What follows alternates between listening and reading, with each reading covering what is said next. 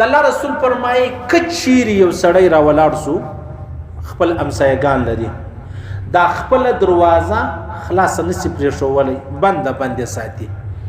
دا خپل بچان د باندې نسی را پرېښولی هغه خامخا په کور کې دننه وي وجه څه ده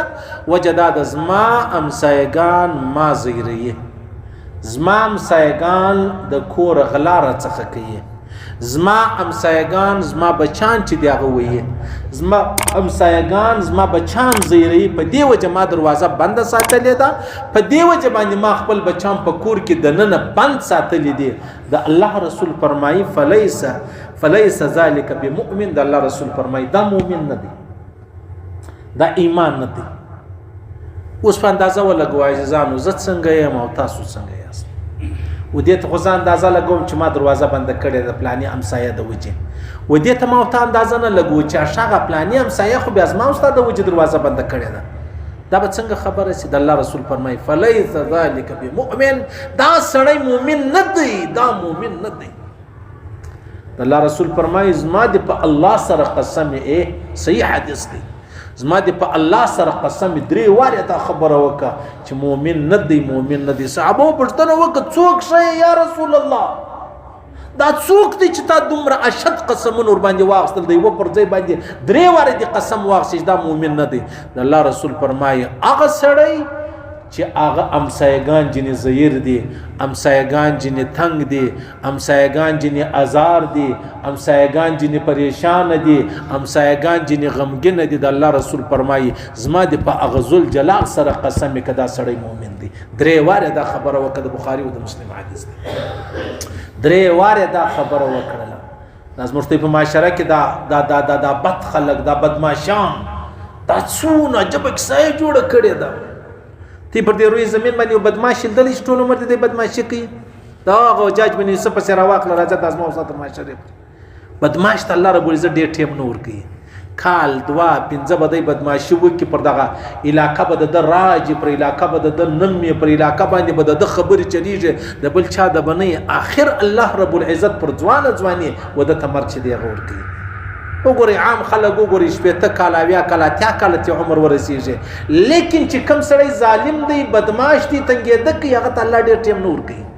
حضرت علی کرم الله وجهه فرمایي وای د مشرک د کافر بادشاہي الله رب العزت برداشتي هغه ته ټیم ور کوي لیکن د ظالم هغه ته نور کوي څونه ډېر بدمعشان څونه ډېر ترځان تیر مړ لیدلې دي چې پر ځواني بیا تللې دي بیا ورکسي وي بیا چا نه مونږ بیا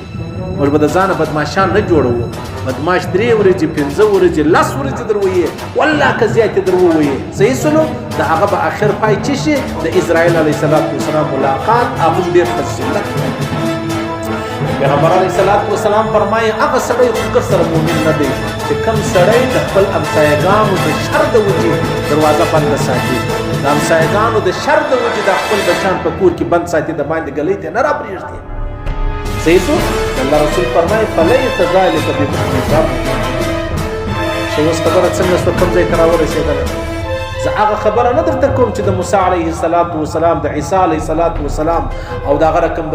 د نوح علیه السلام کیسې زه درته کوم چې هغه کهانیانې دي ما او تا به خوند درته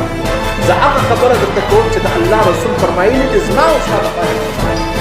دا هر قدم دا زما لپاره که په ما کې دا خبرې وي زه به کوشش وکړم چې دا خبرې له ځانه وباسمه چې زما همسایګان ولې له ما تنګ دي پر چیش له ما تنګ دي ولې د خپل کور دروازه تړلې ده ولې د خپل کور دروازه خلاصه نشي پرېښولی ولې د خپل کور کوچني بچان ماشومان د باندې نشي پرېښولی که په ما کې دا خبره وله الله رسول فرمایي فلیس ذلک بمؤمن دا سړی مؤمن نه دی دا ایمان والا نه دی او حال دا دی زه به د مسجد امام یم حال دا دی زه به په زرو انسانان تر منځونه ورکوم او د الله رسول فرمایي ګورې دا زر کسانو ته چې زه لمونځ ورکوم دا ماته وایي دا مؤمن دی مسلمان دی او د الله رسول به فرمایي نعوذ بالله چې دا مؤمن نه دی مسلمان نه دی نو وما او تا ته خو د محمد رسول الله خبره چې د هغه محبوبه ده چې محمد رسول الله څه وفرمایلی کول دا مؤمن دی هغه مؤمن دی کول دا کافر دی هغه کافر دی کول دا مؤمن نه دی هغه مؤمن نه دی زه د جهان خبرې څه کوم چې ګر جهان ووایي دا کارګه سپین دی کارګه په دې سپینېږي